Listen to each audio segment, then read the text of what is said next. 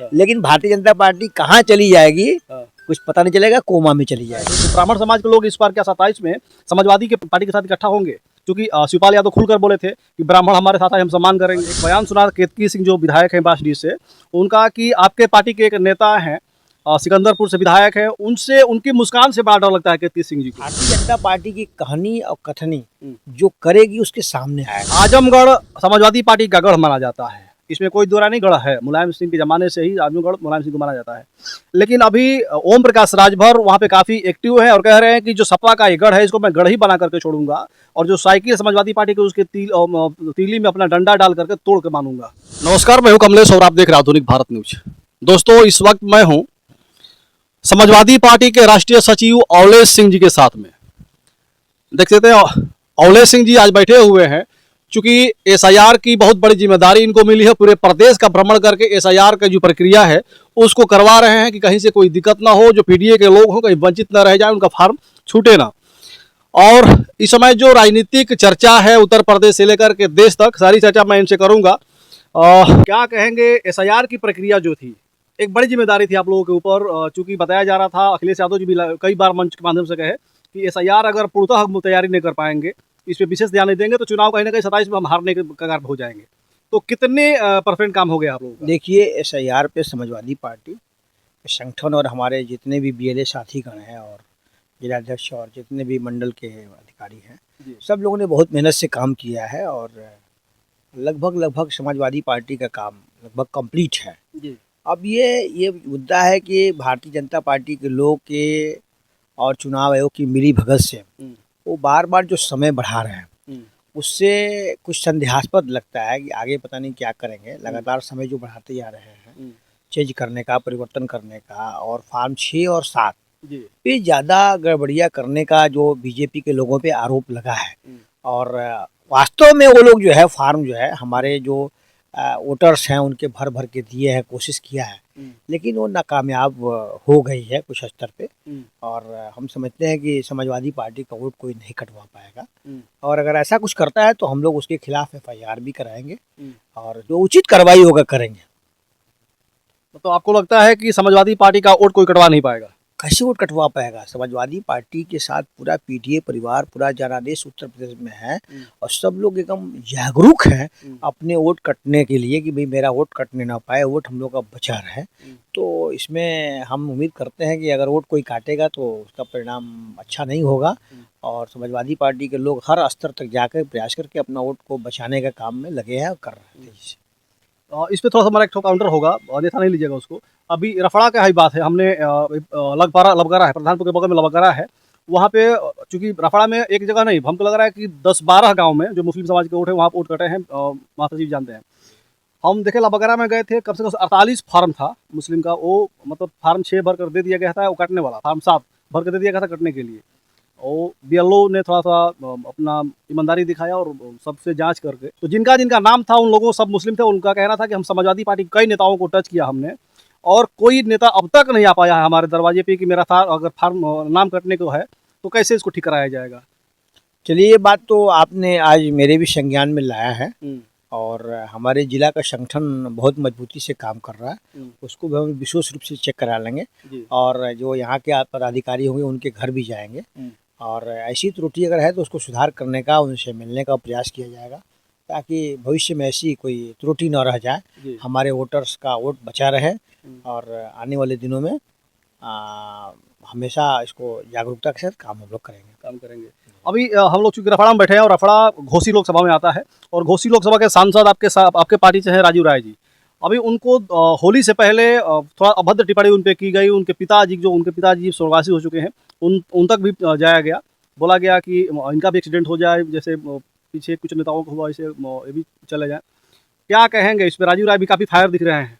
देखिए, किसी भी जनप्रतिनिधि के विषय में इस तरह से बात करना, टिप्पणी करना बहुत ही निंदनीय है। ऐसा किसी व्यक्ति को नहीं करना चाहिए, चाहे राजीव राय की पिता हो या मेरे पिताजी हों, या जो बोलने वाला व्यक्ति अगर इस तरह की बात करता है उसके भी पिताजी हैं, तो किसी के विषय में अमर्यादित बात नहीं बोलना चाहिए। ये बहुत निंदनीय है, और हम ये कहेंगे कि बोलने वाले और कहने वाले और सुनने वाले सबको आपस में एक माफ़ी मांग करके और इस बात को वही एंड करना चाहिए कि पिता जो है हमेशा देवतुल्य होता है। किसी के पिता के विषय में टिप्पणी इस तरह से नहीं करनी चाहिए। होली मिलन समारोह देखा गया बलिया में। भारतीय जनता पार्टी के कुछ नेताओं द्वारा होली मिलन समारोह मनाया गया, जिसमें पूर्व मंत्री अनुज शुक्ल जी उसका प्रायोजक किए थे, जिसमें कई नेता बलिया के बड़े बड़े नेता पहुंचे, लेकिन कई नेताओं को छोड़ दिया गया और कहीं ना कहीं उनको टारगेट भी किया गया। तो क्या लगता है कि भारतीय जनता पार्टी भी आपस में टकरा रही है क्या, बलिया की भारतीय जनता पार्टी? भारतीय जनता पार्टी की कहानी और कथनी जो करेगी उसके सामने आएगा। उसने कितने भी राजनीतिक दलों को तोड़ा है इस देश में, और राजनीतिक दलों के साथ जो छोटे छोटे दल हैं उनको ख़त्म भी कर दिया है। और अभी भी जो बीजेपी की चाल चलन जो दिख रही है, चाहे वो महाराष्ट्र हो, चाहे वो मध्य प्रदेश हो, चाहे वो बिहार हो, चाहे वो किसी भी स्टेट में हो, हमेशा उसकी दोहरी नीति रही है कि वे विपक्ष के लोगों को तोड़ो जोड़ो। लेकिन अब वो घूम फिर के बीजेपी के पाले में ही गेम आ गया है कि उनके घर में ही इस तरह का बात आप सुन रहे हैं, देखने को मिल रहा है। बागी बलिया की धरती से आवाज उठी है, इसका मतलब बीजेपी का अब समय और अंत टाइम पूरा हो गया है। बीजेपी का के लोग अपने को ही खा करके बीजेपी को खत्म कर देंगे। अच्छा, हाँ। अच्छा, उसी होली मिलन समारोह में हमने एक बयान सुना केतकी सिंह जो विधायक हैं बांसडीह से, उनका कि आपके पार्टी के एक नेता हैं सिकंदरपुर से विधायक है, उनसे उनकी मुस्कान से बड़ा डर लगता है केतकी सिंह जी को। देखिए, ये सब किसी नेता के विषय में बात मैं सुनता नहीं और न मैं कुछ कहना चाहूँगा। हमारे नेता सभी मुस्कुराते रहते हैं और सब मुस्कुरा के सबसे बात करते हैं। अच्छा। और सबसे मुस्कुराहट के साथ काम करते हैं। तो किसी को अच्छा लगे या बुरा लगे या डर लगे, इससे समाजवादी लोगों को ऊपर कोई असर नहीं पड़ने वाला है। अच्छा अच्छा, एक चीज़ और मैं पूछूंगा आपसे, आप चूँकि राष्ट्रीय नेता हैं, राष्ट्रीय सचिव हैं, अभी एक बहुत बड़ी चर्चा है राजनीति में, कहें तो एक बहुत बड़ा एक तूफान मचा हुआ है। नीतीश कुमार जी अभी 5 महीना पहले ही मुख्यमंत्री बने बिहार के। ये हुआ कि 10 बार मुख्यमंत्री बनने वाला देश का पहला नेता है। मुख्यमंत्री पद छोड़ करके अब राज्यसभा जाना चाहते हैं और अब उन्होंने अपना फॉर्म भी भर दिया है। इसके लिए क्या कहेंगे? क्या क्या कमी रही, क्या दिक्कत हुई, या फिर क्या ऐसी जरूरत पड़ी होगी? आपने जो बात कही जी, 6 महीना और 5 महीना नहीं हुआ, ओनली फॉर 3 महीना हुआ। 3 महीना हुआ। और बीजेपी ने अपनी चाल चलन खूब अच्छी तरह से दिखा दी। हम सभी के नेता आदरणीय राष्ट्रीय अध्यक्ष जी ने कहा था, अखिलेश जी ने, कि बीजेपी को सिर्फ चेहरा दिखा करके बीजेपी वाले नीतीश कुमार जी को और इनको हम लोग तो प्रधानमंत्री बनाना चाहते थे। अच्छा। इंडिया गठबंधन और हमारे नेता आदरणीय राष्ट्रीय अध्यक्ष जी हमेशा उनको बार बार कहते थे कि आप प्रधानमंत्री के चेहरा हैं, आप रहिए और आगे बढ़िए। और जब भी लखनऊ में आए तो समाजवादी पार्टी के लोगों ने उनका बहुत स्वागत किया और अच्छे नज़रों से देखा और इंडिया गठबंधन में उनका बड़ा सम्मान था। लेकिन वो प्रधानमंत्री का पद छोड़ करके इंडिया गठबंधन से भाग के जाके मुख्यमंत्री पे कामयाब रहे। उसी दिन उनका तय हो गया कि अब यह मुख्यमंत्री भी नहीं रहेंगे, आने वाले दिनों में और नीचे जाएंगे। अच्छा। तो भारतीय जनता पार्टी का जो चाल चलन है ना, मैंने कहा ना, स्पष्ट दिख रहा है कि उनके जो राष्ट्रीय अध्यक्ष बने हैं वो भी निचले स्तर के बन गए।